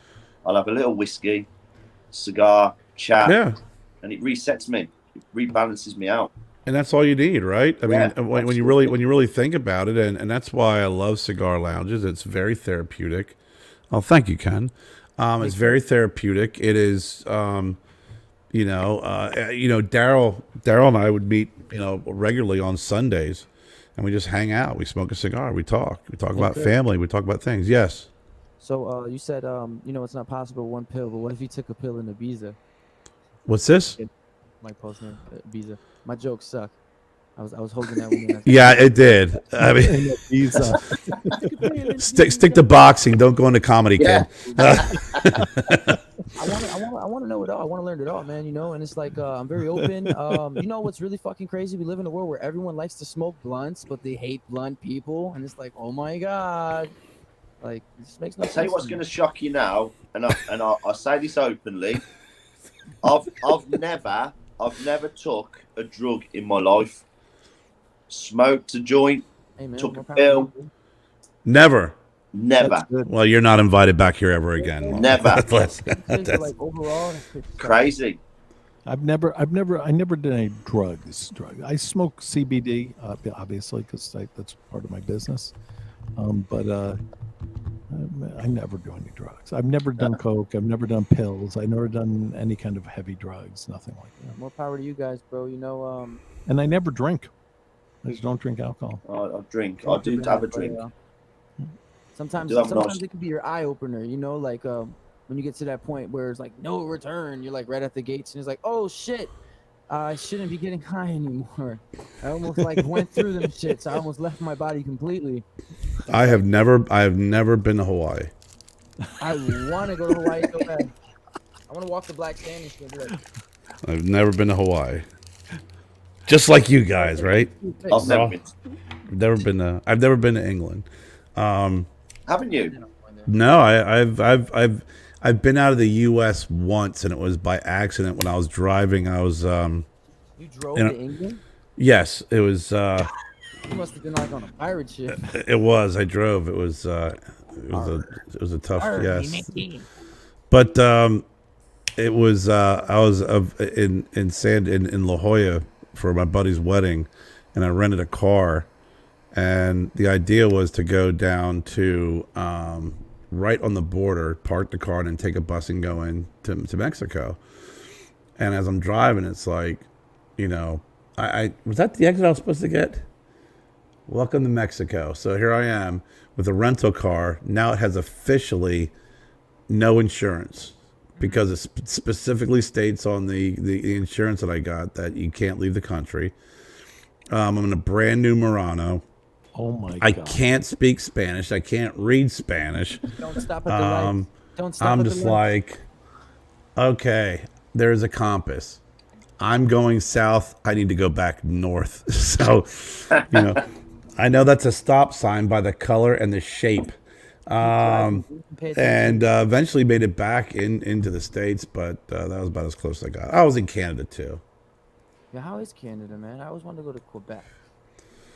I went to when I was in I think it was Detroit. We went into Windsor, but then several years ago, I was living in Pittsburgh and I was working with some folks up in New York, and one of my buddies got tickets to a Flyers Canadians game. We went into Montreal, and that was beautiful. That was beautiful. That was a great time. So you were born and raised in England? Yes, yes. Are you familiar with the last name Powers? Powers, Not yeah. Austin Powers. Not Austin Powers. Even though he's fucking. Yeah, baby. Yeah, baby. My Yeah. aunt, she married a guy. His last name's Powers. I can't remember his first name, but he has like a lot of property down in London and shit. I never met him, but I'm supposed to meet him on my birthday this year. I'm going to California. He's got some property in Cali too. There's a lot of Powers in the UK, yeah. Powers. Yeah, absolutely. But there's an interesting story there. I mean, I'll tell you what a country is, a hard country. It's Australia. I went to Australia for 3 weeks. Just unreal. Like, you can't do nothing. I mean, here in the UK, probably the hardest thing here as an animal is probably a wasp. That's probably the only thing that can get us. Whereas when I went to Australia, it was like, you have to take Everything gets you. Yeah. Kangaroos just start punching you and shit. ridiculous. And it's so vast. The animal, like the stuff that we saw a huntsman spider. We went with a guy who knew he was like an outback guy. He had like no shoes on. He had like leather soles for feet on his feet. He would just walk over anything, and he was just pulling off bark. And there was these big huntsman spiders, and I was like, "Wow, he's You ever such been a." to the Great Barrier Reef? No, we didn't go there. We went to Sydney, which was a shithole, in my opinion. But we stayed in a place called Bathurst. And then we went to the Gold Coast. Yeah, Australia is scary. Yes, it is Like scary. Australia is like, It's very scary. you would see it. It's like it's so beautiful. I'm like, bro, you can get killed in the water. They have squid that are octopus that are this big. You stop breathing. That have these little purple circles on them, and one sting will kill you. Yeah. Yo, man. Well, that is they've fucking got- You choke to death, insane. right? Right, I Chris? mean, it basically destroys your your neurological system. That's right, Bones. Daryl, thanks for hopping on, brother. It's always good seeing you, buddy. Hopefully, we get a chance to see you this Daryl, it was weekend. Great to see you, brother. Love Love Daryl. you. Bones' son lives in Australia, and he went down there to visit. You got jellyfish? And he made it. I got made it jellyfish. just about. Some of the Yeah, animals tour that we guide was see. like, we're gonna have to pee on you. I said, what? He said, we're gonna have to pee on your leg. I said, can I do it myself? He said, no, you need someone else's pee. I don't know if he was bullshitting, just kinky, or if that's really a procedure. That sounds like it's kinky. Oh shit! Yeah, he peed on me. I was like fucking 15, bro, and this grown ass dude peed on my leg, bro. Well, see, that's that where was I kinky. see. was I so didn't uncomfortable. understand. I didn't understand. There was this girl who got her leg bit off by a shark, and I got confused. I forgot that it was the jellyfish thing, so I just started pissing on her. Yo, you know sharks have different Yeah, attacks, right? that's it. Yeah, Sharks Piss have on like his- 3 yeah. or 4 different attacks. yeah. But we went on like a houseboat, and it was just crocodiles. It was. I was glad to get out, to be honest. Everything, the water, the creepy crawlies. Yeah. Oh, man. Everything, Fuck. everything. You had to check your shoes. There was like cold taps outside, and before you even touched the tap, they got the black widows, and they were my really God. small. But you would never see them. But they were Sounds like hiding. a hot You chick. literally touch it, and that was it. You were in trouble. We went to my uncle. He was in Sydney, and he bought this house, and he knew nothing about it. And then he realised there was an infestation of funnel webs, and they live in the ground, so you would never know they're there, and they bury What are they? themselves. Sound deadly. Black Oh. widows? Funnel webs, Oh, full of spiders, webs. tarantulas, It's like Oh, yeah. funnel cake. It's everywhere in the circus. Nice. ridiculous. I was like, We got black widows down here. Spiders live under the ground. they live in the ground, yeah. So you wouldn't know they're there. They were weeding. They were ripping up the weeds, and it was an infestation of them. So if they Oh bit my say God. me or you, we'd probably be okay. But if they bit a child or someone like in their 70s, then Or sick. they'd be done. What's it called? Full of webs? Funnel web, funnel Funnel. web. Oh, funnel web webs. spider, all yeah. spiders are bad? Like, do you think like the world No, needs we spiders? need spiders. You need Spiders kill all fucking these Yes. bugs. You need Spider-Man. You need spiders. Spider-Man, bro. You need rock stars. What we don't need is flies. Now flies have no Yeah. purpose, do they? Yeah. Let the Just spiders fucking- live, instead of but going to the honey, they go and they just sit on oh, some sweet shit. Jesus, those things are hideous looking. God dang. I mean, I'm not. I just, we have black widows down here in South Carolina, yo, you guys watch Rick and Morty? and a few, no, They got like flies and machine guns and shit, and you gotta like kill them. yeah, no. We had an issue a few years back. They had brown widows. I never Wow, heard that. okay. Kinda like what- Basically, looks like a black widow, but it's brown. The same markings and everything, but they were a little bit more deadlier. A little You know bit what more we had venom. here in the UK Yeah, Palmer for a Reclusion. time? We had a spate of fake widows, they were called. fake. Fake widows, yeah, in the UK. They were our only venomous spider. They've gone now because for a period of time, they were called fake widows. So they'd had like on the back, it would be like almost like a skull. If you look it up, Like a skull? it's a fake widow, a skull on its back. It was called No a fake shit. widow. That's how you'd see or know what it was. It's incredible. Yo, you guys ever heard of I don't know what it's called, but it's a blue and black spider. It's kind of hairy. Is this another joke? No, I'm so serious. When I was a kid, I lived in. I lived in. It's funny because when I try to be funny, it's like no one laughs. When I'm actually being serious, everyone laughs.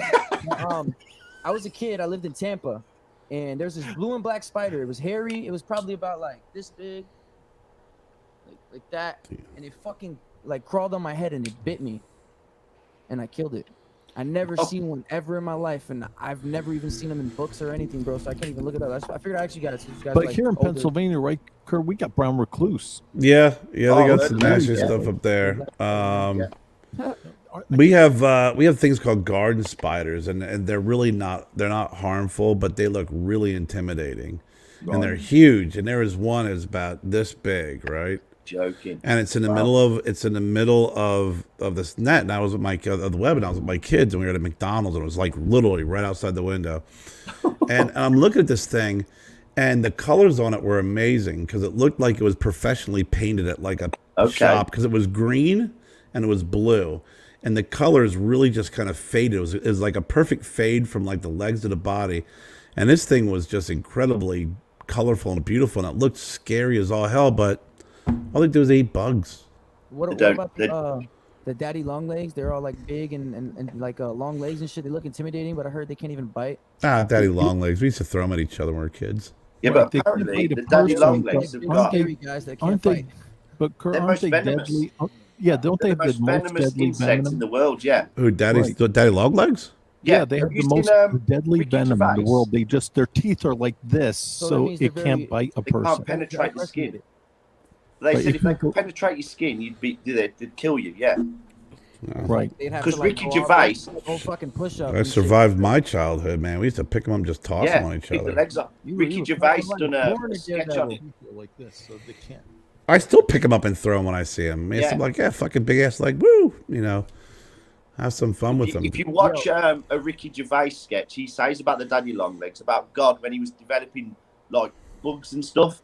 He said, "I'm going to give you big teeth and the most venomous bite."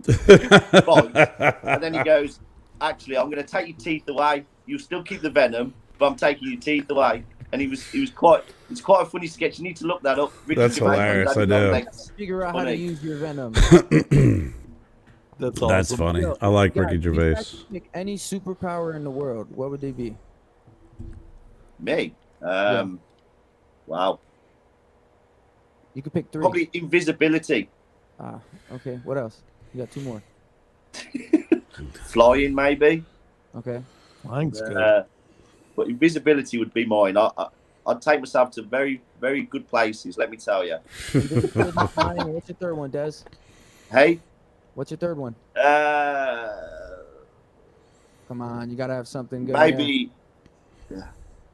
I have no idea, you know. Flying, invisibility, and maybe indestructible, maybe. I don't know. I wouldn't want to live forever. What about you, Kerr? I don't know. I'm trying to think about what superpowers I currently have that I don't need. Don't need. Bravo! It would. I don't know. Probably like super strength. Oh, that would be good. You know, just. You got 2 more. Super strength. What else?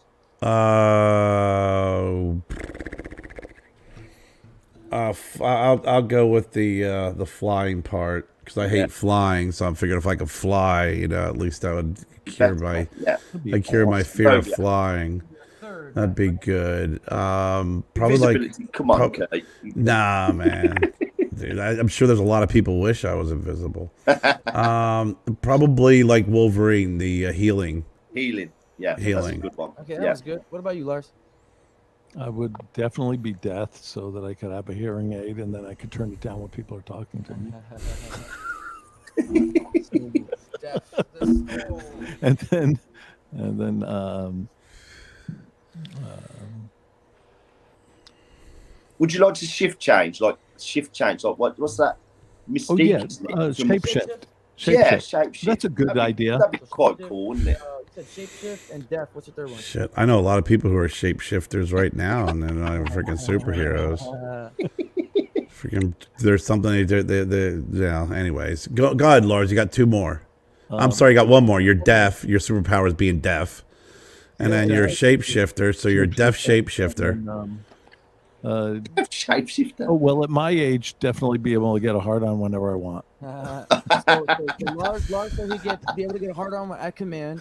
To be the power of death and shapeshifting. Des said flight, invisibility, and indestructibility.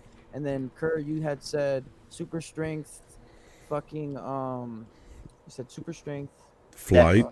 flight, and Which I love the flight part. and the third one was what was it? Healing.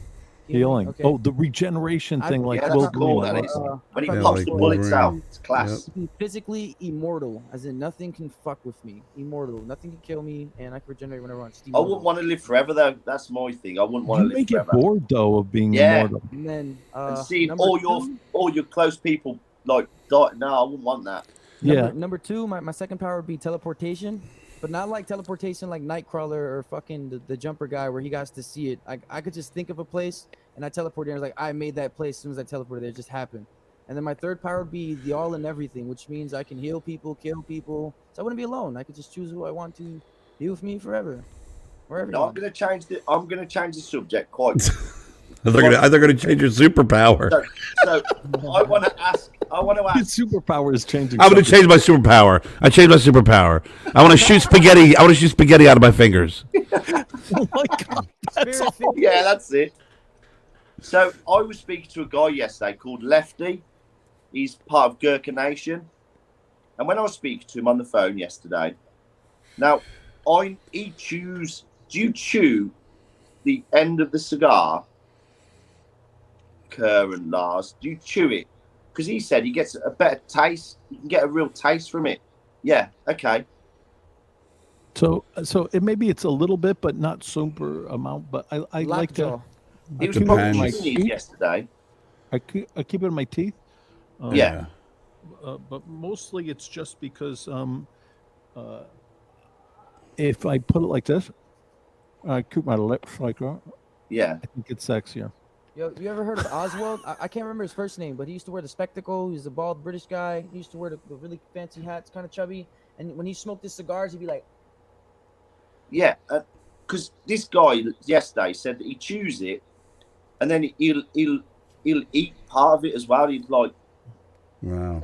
So okay, so that's very interesting, Des. You just brought up something very interesting on the cigar thing. So when I'm creating a blend and I'm deciding on the kind of tobacco I want to use in that blend, a lot of the times I'm going to seek I'll chew on it a little bit and have that flavor in my mouth, and then take another piece of the tobacco, put that in there, and then kind of mix it around in my mouth so I can kind of get how that's going to feel and taste. And especially when I'm making when I get huge quantities of tobacco and I'm deciding what I'm going to do with them, a lot of the times I'll see how much water absorption it has, because then I can know how I'm going to how it'll have to be aged and how I bring it back into being able to package, excuse me, rehumidify. I don't want to be rude, but I gotta use the bathroom. Go for it. I just don't want to Go ahead. smoke out. You guys. Yeah, because what Kevin's just said. Then he cuts the end. He chews it before he. Yeah, some people lights do it. that. Yeah. Yeah, and I've never done that, and I want to try it,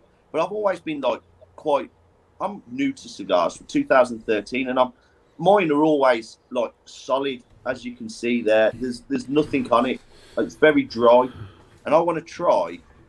I want to do a review and just really get onto chewing it. So It depends, though. I mean, for me, it depends on the mood I'm in. Like, if I'm working, if I'm like stressed out, I'll find myself chewing on the cigar more. okay, But also, I'd have to imagine that you got to make sure that you have a true premium long filler. And maybe I'm wrong on this. I don't know. No, you're right. But you have to have a true premium long filler, because when you get short filler, you chew that end off. All you're gonna do is you're gonna be spitting tobacco out all day long, because it's that loose filler is just gonna come out, and it's just gonna be all over the place. It just becomes a hot mess. That's 100% true. That's why with short filler, for me, I'll do a straight cut just on the cap, just a nick off the end, because if I do a deep V with short filler, it starts to come apart, and then especially if you get some moisture in there, it comes apart. And the loose tobacco just comes out easily, where with a straight cut, and even a punch cut, or just the end, a straight cut with a short filler tobacco, or even a Cuban sandwich that has short filler in it, I find that I get you don't get that tobacco kind of coming back into your mouth. so like you say, that's really interesting, Lars, and what you're saying, Kerr. It's like. So it's this straight cut, just take the very tip off, you think, and then just have that before you smoke it, what Kevin's saying. Is that a good thing to do then? You can. I mean, I know some people that will chew on, the clipping on the end of it to get the taste of the tobacco. I mean, obviously Lars, what he just said is brilliant and puts a lot of great thought into it with his experience. Everything from the flavor to the ability to hold that humidity and then reconstitute it, if you will. But, like I said, I don't chew on my cigars. And I have found, and I've taken pictures, and Kevin will be like, dude, what the hell are you doing at the end of that cigar? I was like, it was a very stressful day, so, some ends do get a little soggy and chewy, especially if you're like, when I do yard work and I'll take a cigar out, I'll make sure that I'll take you know, a lot of times I'll take a bundle cigar, but I want to make sure that it's a long filler because since I am chewing on it and I am doing weed whacking and stuff, that end, man, once it comes apart, you know, it's a lost cause, man. It's the tobacco will just keep going in your mouth, all the short filler, and it's disgusting. Terrible. So long filler. So I'm gonna try a review, you see, and I'm gonna just try it and see how I go with it because I'm quite like nervous about doing it, but I should just. I think it's just Des, when I send you this SS cigar, you should definitely chew on that one. Thank you. Yeah, it's something that I've seen people doing, and it's always been in my mind thinking I want to give it a try, but I'm also scared of trying it. You know. So let me ask you this: what are you afraid of? Quickly. I think when you know with what you're trying to accomplish, you just start off with jump or something, right? Yeah, I mean that's one way to get it, you know, to fall apart. But you know, especially with a good premium cigar, you know, the integrity should stay. I always, like I said, in my opinion, happen everything intact. So if there's anything that's really going to cause that cigar just kind of fall apart. So you think like maybe this Amendola, so would that be a suitable cigar to maybe try it on, something like that, or? Yeah, I mean, Lars, so you'll send me one, Lars. Your Lars, I'll send you a bunch of cigars, but the SS are going to be great for that. Perfect. And I'll tell you which other ones that'll be good for the chewing ones. Yeah, for the good flavor. I think. Yeah, I mean it's yeah, and I think I've got to try it. I've got to take my stabilizers off. I think. Give it a try. Why not? What's the worst that could happen? Curse cigar that you could buy at I'm trying to remember the name of the .com. VSR Cigar Fan. VSR Cigar Fans. That is a really great cigar, and I can definitely chew on this. This is I don't know, it's just delicious. But so it's straight there. As well. I bite it. I only bite this. Yeah, Lars is a biter. Yeah, exactly. Yeah, I see it. Yeah, Lars is a biter. And it's interesting what he was saying when he's making his blends, that he's eating it, he's chewing it, prison. That's funny. But yeah, I'll wait till I get those then, Lars. Thank you. So one time I'm in the cigar store, and this guy comes in. He buys over $1,000 worth of cigars, of my cigars, and I'm there with the owner of the cigar store when he comes over. It's over to the counter. It's all my cigars. I haven't seen you in a couple of years. What happened? And he said, me smoking cigars. And he was like, oh, really? What feel really like his stomach? And before he came in, said he gave him the approval that he can go ahead and smoke cigars again. And he was so excited. And then I said to him right off the bat, I didn't pause. I just said, yeah, you know, I thought I had. And I said, yeah. Turned out I had. Should have turned around. The owner of the cigar store were laughing, and then he never introduced me to the guy. No, Lars, right there. I don't even know how. I just immediately said it. Blank.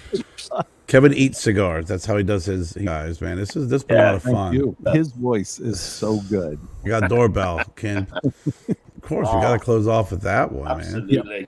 Yeah, I'm probably playing my guitar. I got to wait for a little bit for it just to. I got to bring my guitar. This song, I wrote probably close to 30 years ago. Liar, stupid, wake up, find yourself no more. Banging at your door. Money, let's get it on street woes. Cutting at your dudes, you my gun like a sword. I don't give a fuck with the big 44. Come on, cutting at your dudes, you my gun like hoes. Cutting at your dudes, you my gun. Ski mask, pad, black Tims. I'm a home invader, so I rock black rims. 3 in the morning, wake up to the taste of my steel. So much blood ahead, I use a black pair. Put the blow to turn the plies away. Take out the extra bag to put the loot away. If you think you're gonna get my paper on the dollar how, I don't give a fuck. Well, she does have a lot of talent. She's an amazing rapper and singer. She's great. But yeah, I think, Lars, you wrote that 30 years ago? I lack motivation, so I really need 30 years. 30 years. You've got to get that motivation going. You'll be. Don't call me Les Hammond. On YouTube at the Cigar Cabin. Thank you. Hop on, watch the videos. Make sure that you subscribe and Please. like. Yeah. Where? Everywhere. And more importantly, booth, the room 101. Yeah, it's gonna be great. It's gonna be exciting. I might see that.